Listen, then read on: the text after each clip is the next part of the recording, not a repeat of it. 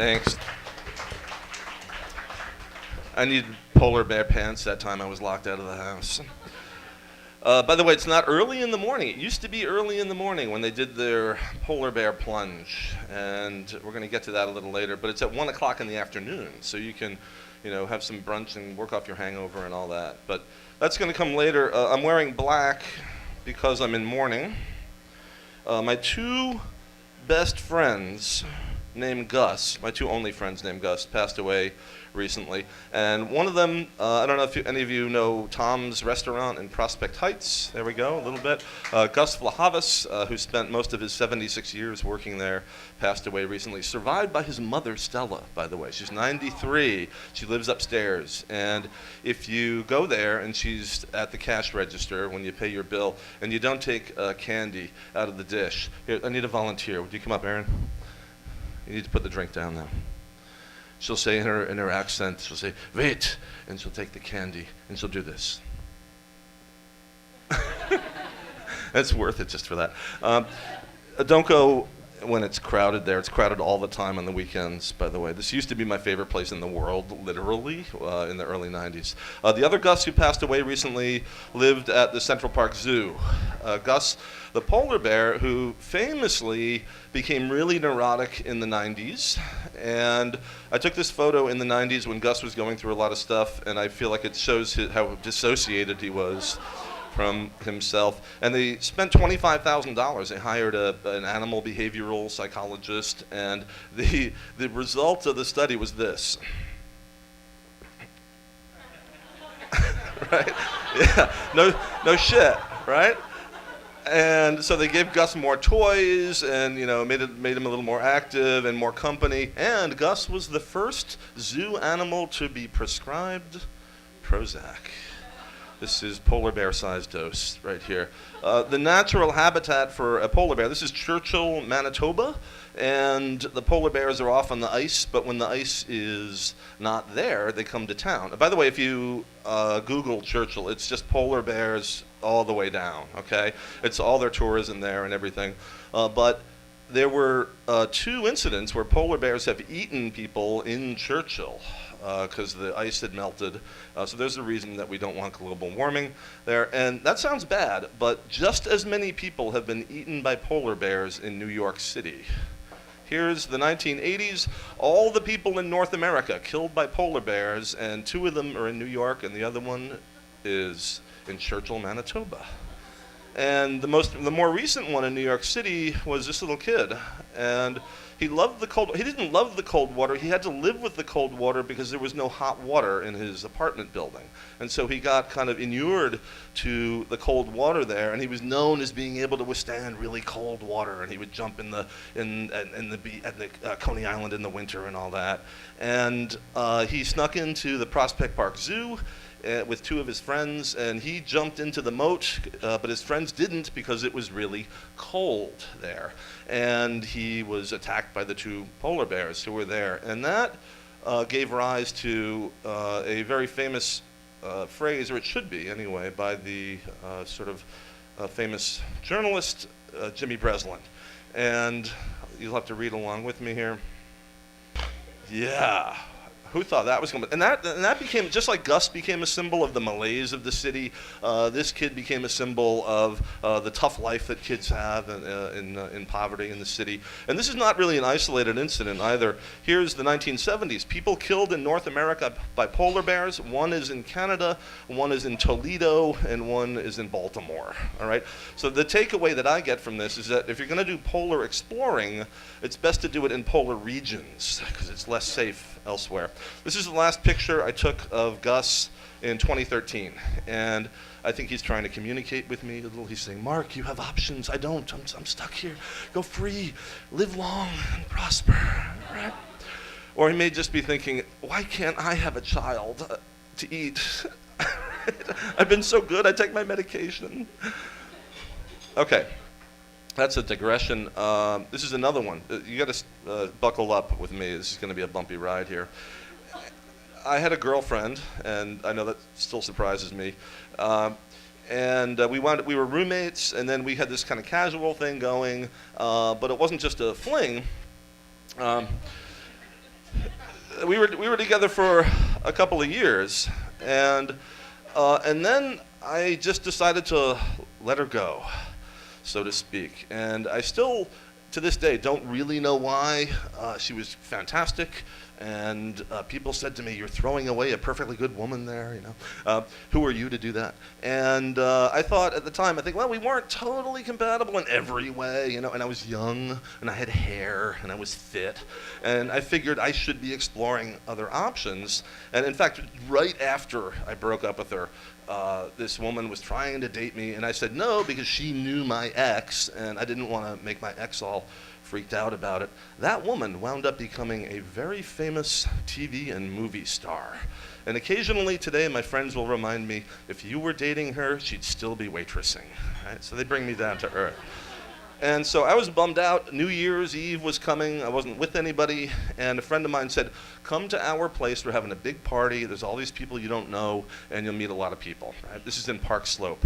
And so I did that.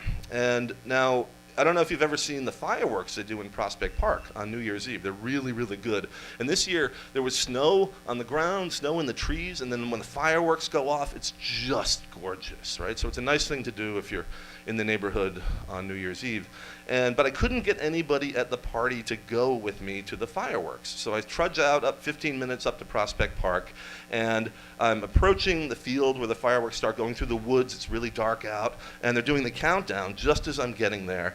And the first firework goes off, and standing right here, 2 feet from me, is my ex-girlfriend with her new boyfriend, suddenly illuminated. And she's looking over his shoulder at me, and she does this. And so I did. I left immediately, and I walked back to the party, where I didn't know anybody.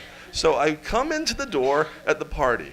And by the way, there's a point to all this. I come into the door, through the door, and I'm as bummed as I can be. And there's a woman there that I hadn't seen at the party before. I don't have a picture of her. This is actually a very good likeness, and I'm not kidding about that. And she says, "Where have you been?" And I said, "Well, I was just up at the fireworks." And she said, "No, where have you been?" And I said, "You mean as in all your life?" And she said, and I'm not kidding, "Yeah." So, this is going to be the best year ever, ever, ever for me, right? Things have totally turned around, and we hit it off, and we're both a little tipsy at the time. We're sitting on the stairs talking for a couple of hours. I'm about to invite her home, and I go to get a couple more beers into the kitchen. I come out about 1 minute later, and this is true, she's totally snogging with some other guy. And so, this is the truth. What? What's that? No, with Glenn Ford, yeah. She was making out with Glenn Ford, who's only like 5'9". I could have kicked his ass. And so I go home with my 2 beers, and I remember walking down the street and just going, and so watching the breath, like I'm blowing the steam out from this whole year, right? So I'm lying in bed, I can't sleep. This is a little tract from 1900, and it's about when you have thoughts that are impure that you can't get rid of. The idea being that masturbation weakens you, right? If masturbation weakened you, I would look like a Holocaust victim, okay? So, and I want to point out, what should you do to get rid of these thoughts? And it says, whenever you find your mind occupied with thoughts of this kind, immediately get up and do something active. It doesn't matter what it is. Run around the block, stand on your head, fix the back fence or the front window, or attack any other little job that needs doing. Take a cold bath.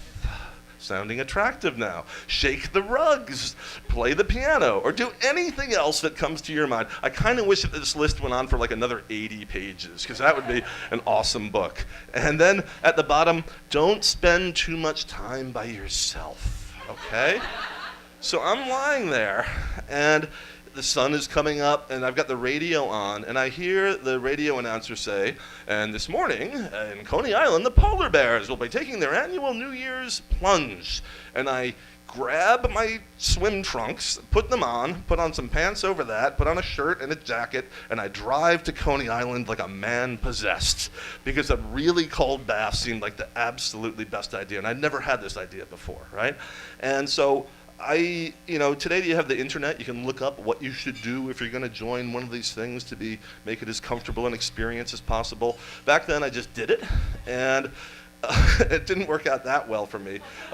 I take my clothes off. I'm just in my swim trunks, basically, and with a towel, and I park on Surf Avenue, and I walk barefoot up to the boardwalk, because I'm assuming that just a whistle is going to blow, right? I'm there on time, and everyone's going to run into the water, and then frolic, and then get out. Okay?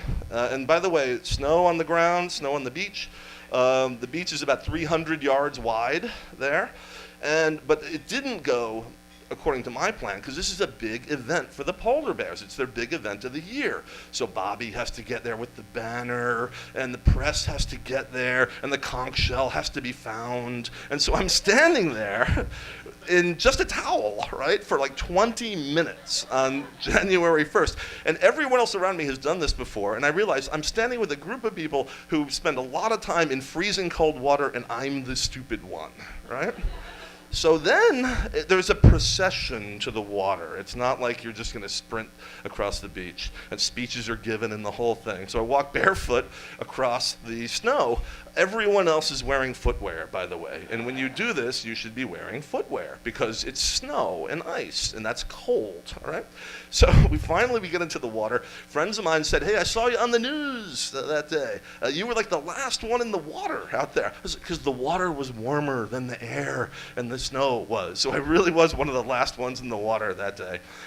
It was fantastic. I didn't want to get out. And I can take a little bit of cold.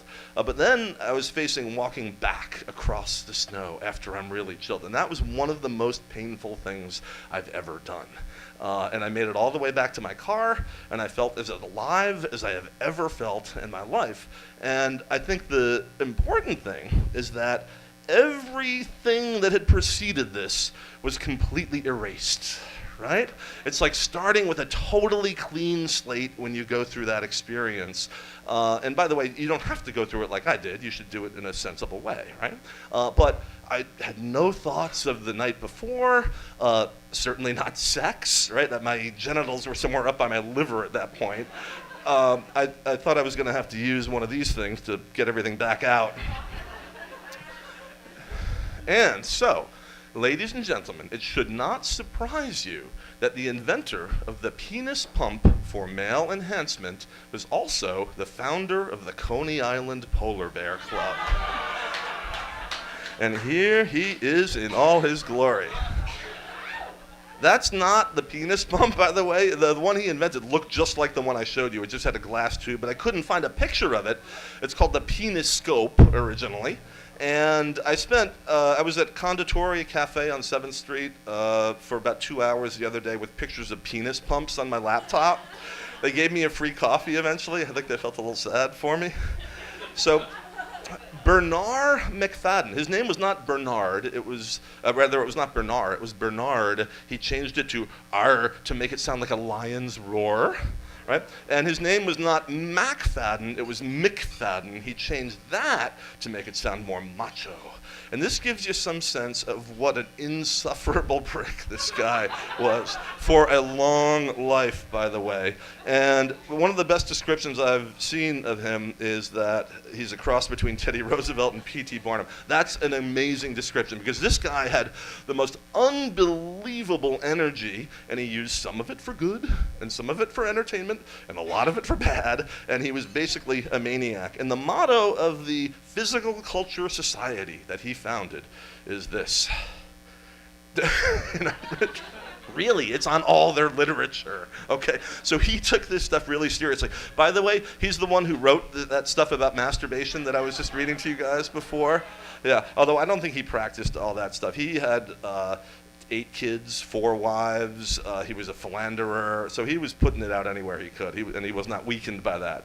So this guy almost nobody knows who he is today, but he was huge in the early part of the 20th century. He was the physical culture guy. He was the Charles Atlas. He was the Arnold Schwarzenegger. He was the Jack LaLanne, right? And he was the Dr. Oz giving health advice and nutrition advice and all that stuff as well. And he founded an empire that was amazing that I had no idea about till I started looking into him. All these sanitariums, right, where he's serving health food and you're doing your exercises. You could go to school with him and get a physical culture degree. Up in the upper right there, he started the first bodybuilding contests in America. Those stills from an Edison film there. And on the lower left, the Physical Culture Society of Brooklyn was having their first dinner in 1903. The menu's all vegetarian, by the way. He started all of these restaurants, vegetarian restaurants around the country. He started doing long-distance walks with people to help them lose weight. And, you know, it all sounds kind of familiar. This guy started all of that stuff and had his own brand of food, strength food, yeah. That's a pretty good one. And he got convicted of sending obscene literature through the mail because all this physical culture stuff is very sexy, right? And so his magazines that are going out, it's a lot of TNA, it's beefcake and cheesecake, and that was unacceptable to a lot of people. And so he actually got sentenced to 2 years of hard labor. Right? He would have loved it, by the way. He should have done it because he was a complete maniac. And he got pardoned by President Taft, the heaviest president. It was maybe not a coincidence there. Taft was on a big diet at the time. He really was. So the empire this guy founded was really amazing. He founded a city called Physical Culture City, and he wanted to have it inhabited by 30,000 people. He got about 300 to actually move in there, but there were restaurants and all these other facilities. It had its own train station. It's near Spotswood, New Jersey. There's some interesting stuff here on the upper left, of course, wrestling in the snow. Not that there's anything wrong with that, right? And they had a football team, and in the little clipping there, it says, "Beefsteak eaters beat vegetarians," right? So you had to be a vegetarian to be at the Physical Culture City, and they played the junior varsity of Rutgers University, and the quote says, "The game was of peculiar interest because a vegetarian diet is compulsory at Physical Culture City, and Coach Gorton of Rutgers develops his men on thick beefsteaks." This stuff really happened, right? And then his magazines. So the big one early on was Physical Culture, and this is the one that partly got him into trouble. But this was hugely popular because it's all this beefsteak and cheesecake. But you could say, I'm developing my body and my health, right, by getting a subscription to this. And then that popularity led to an enormous publishing empire. Based in New York City. The McFadden Publishing Building is still there on 64th Street and Broadway. And he wrote about 100 books. I haven't been able to get a good count, but he was an unbelievably prolific author. And these magazines, these are superstars of their era. True Detective was the biggest selling magazine in America for a while, as was True Story. By the way, none of these stories are true. So he really invented reality publishing, like reality TV that we've got, where nothing is true, but they call it true. Photoplay was a giant magazine for a long time. And he also started a newspaper in New York called the Evening Graphic. His critics called it the Pornographic because this is the first true, real, awesome tabloid. So here you've got a scandal at the top, you've got a society wedding going on over here, you've got a daredevil, and then you've got a bloody car crash. What else do you need on the front page, right? And the whole thing was like that. It was as gruesome and scandalous as you could get. And on the right, he invented what's called the Composite Graft. Now you want images inside these people's houses when these scandals are going on, but you can't get those. But you have pictures of their faces, so you get your own people to pose, and you stick the faces of the real people on those people, and you create these tableaux. So he invented that as well, and that's Weekly World News and National Enquirer and all that stuff. Took that from him.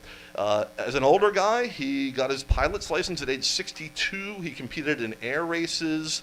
At age 83, he jumped out of an airplane, parachuting into the freezing Hudson River. And then at 84, he wanted to jump into the Seine River in Paris, but he missed. That's a picture of him coming on behind the trees back there. He was okay, though. He wanted to be president of the United States, and he thought he should be. And so a good step is becoming governor of New York State. And so he sends a representative to the guy second from the left, whose name is Judge George Olveny. He was the head of Tammany Hall. And his representative says, how much do we have to pay you to get on the ballot to be governor of the state? And the guy says, no, we just won't do it for you. And Olveny said eventually, contemplating McFadden as a candidate, one immediately thinks of all the fun he would stop you from having if he was elected. McFadden created a religion, and there was only one adherent to this that I know of.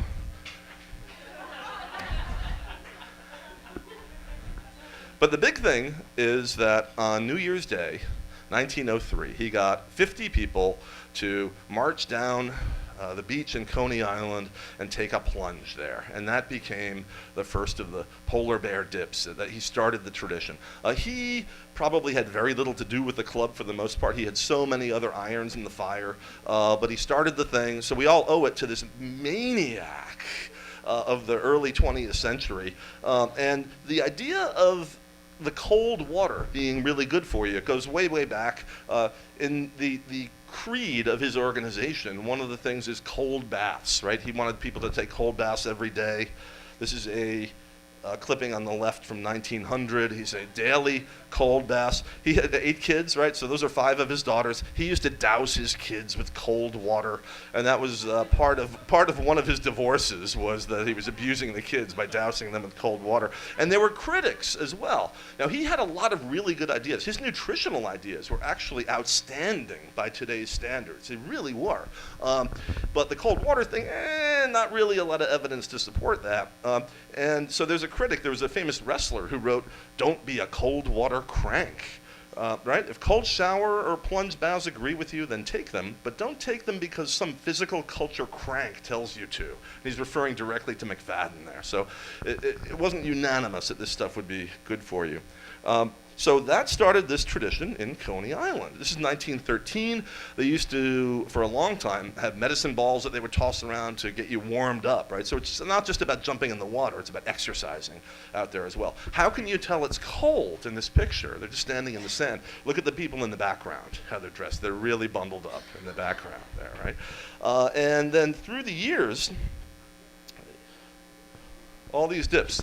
1941. By the way, the clubs kind of came and went. There were times when there was almost nobody involved. They changed names, they changed locations, there were competitors, clubs merged and all of that. So I don't really know the whole solid history, but this is some fun stuff. They call this the first woman in the left. Her name is Roberts. I don't think she's a relative, to be accepted into the club. But in that 1913 picture, there were a bunch of women there. So this is maybe a new incarnation of the club, getting harassed from both sides. I think that's a grizzly bear and a polar bear there. 1970s, right? 1991, 2006, 27.5 inches of snow falling on New York City, and they still did their polar bear dip that day, right? And then this is a more recent shot of their near their location by the aquarium, and that's where you'll meet them if you go out and do this on New Year's. So these are recent pictures last year.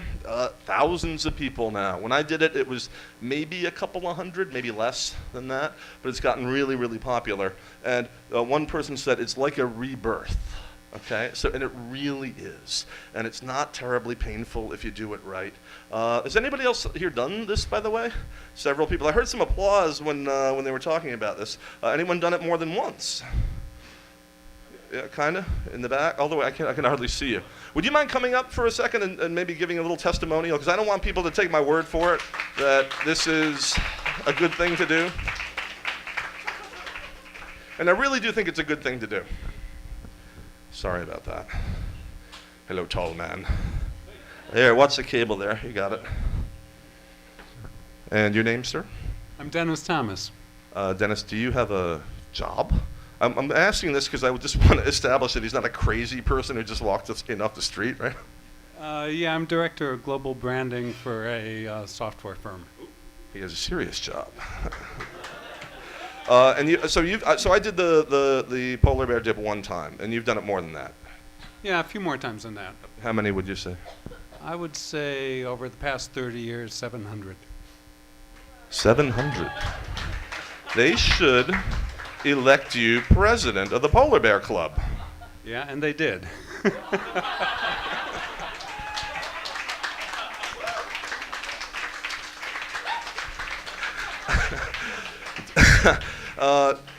Yeah, so we haven't met before today, by the way. So this is kind of fun for me.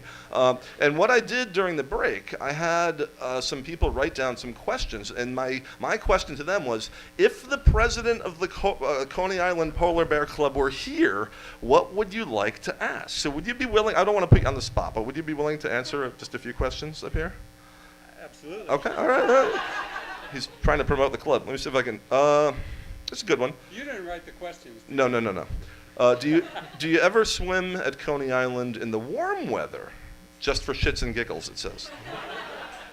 Yeah, probably once or twice during the summer I'll get out there, but there's parking, sunburn, crowds. It's just not a great experience. So mostly in the winter. There's actually someone was really thorough. There's a follow-up to this question. It says, throughout history, many societies have worshipped the sun. Why do you despise it? You don't have to answer that. No. I got an answer. If it's not too windy out there, and even if it's like 18 degrees, come out of the water, you can stand there in the sun and feel the warmth on it. And it's an awesome experience. So I love the sun too. Sweet. Okay. Let's see what else we got. To become president of the club, how many virgins did you have to drown? Well, actually, when I die, I get like 72 or something like that. So, yeah, 73. So it's still coming. Yeah, I don't know if that was a serious question. Good question. This one says, I recently moved to Brooklyn from Montana, and I keep hearing about Coney Island whitefish. Does it taste anything like gefilte fish? I confess I haven't tried one of those yet. I've seen them around on the beach. They swim around? Well, they kind of float sideways. All right. How many people do know what a Coney Island whitefish is? Okay, a few debauched souls here. A Coney Island whitefish is a floating condom.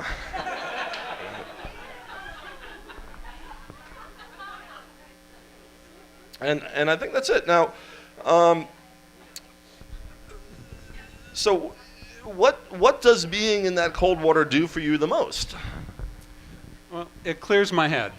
And it's a little bit like what you said. You know, we live in New York, we got rent, we got parking, we got traffic, we got crowded subways, jobs, stress, relationships, all that. Who doesn't feel that every day here? Like Gus the polar bear. Right? And, going into the water once a week, which we do from November through April, it just clears your head. Everything else goes away. I mean, if you're worried and stressed about something, and I think you conveyed this as well, you can't think about that when you're in, 32-degree water. So it really takes you to a different place. And you talked about a rebirth. Well, I get that every week, which is kind of cool. So I'm multiple people all the time, apparently. And that's kind of great. Sweet. I just want to establish, though, that it used to be considered a cult. And in fact, there was a famous episode of Seinfeld, the Pez episode, and they're having an intervention for a guy who's on drugs, and there's a bunch of Coney Island polar bears there, and they say, sure, we used to do that when one of our polar bears stopped coming. We would go to his house and say, what, you don't want to be a polar bear anymore? It's too cold for you? So do you still do that? People come and go. It's not for everybody. To be a full-time member of the club, people have to swim 12 times within a season. Some people do it, get that 12th time in and never come back, and others come back year after year. So totally varies, but no intervention. It's not for everybody. Maybe not for everybody. I think everybody should try it once. Maybe if you don't, if a heart condition or something, consult your doctor. But in my opinion, everybody should do it at least once. What do you think? Works for me. You guys don't just do this January 1st thing for shits and giggles, as the question had asked. There's a more serious thing involved, right? Yeah, again, we've been doing the New Year's plunges since 1903, and about 9 years ago, we started partnering with a group called Camp Sunshine. And they take children with serious illnesses to a camp experience with their families. I'm sorry. It's all right. And I'll finish that. And they try to freeze the illness out of them in Antarctica. No, they don't do that. We use that as a fundraiser for them because they're a great organization. And, the event's been growing. Like when you did it, it was a few hundred. When I first started, if we got 40 people out there, we'd say, wow, this is huge. And last year we had about 2,500 swimmers and probably like another 8,000 people on the beach. Wow. How much money did you raise for Camp Sunshine last year? About 65,000, but this is New York. We should do a lot better than that. Awesome. I want to shake your hand.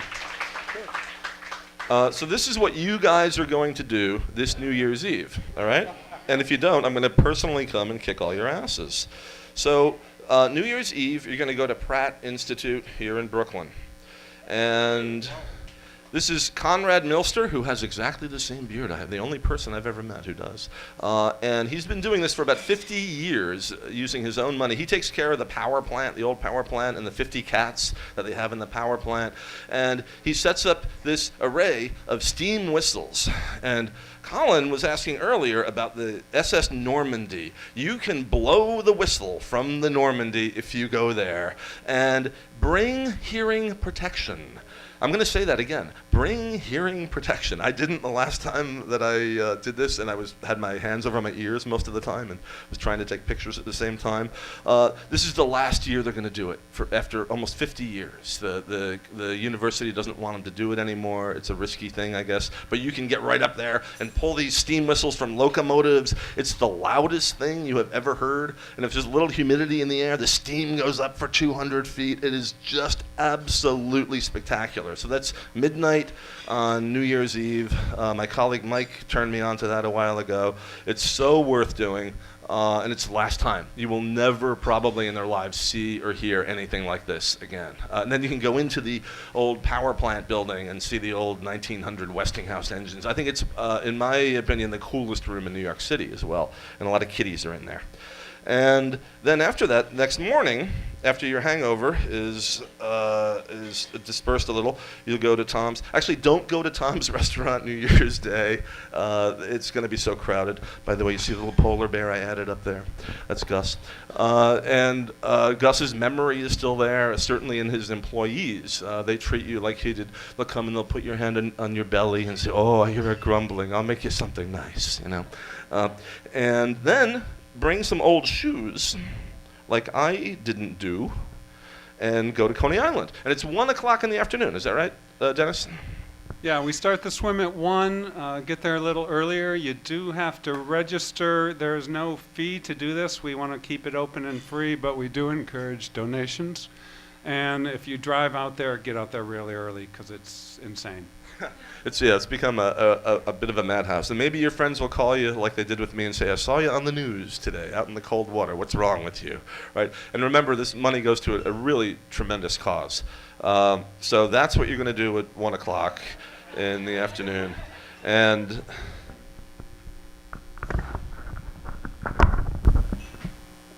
gentlemen of Brooklyn who still lie abed will judge themselves, I'm cracking up, will judge themselves accursed they were not there, and hold their manhoods cheap while any speaks who swam with us on New Year's Day.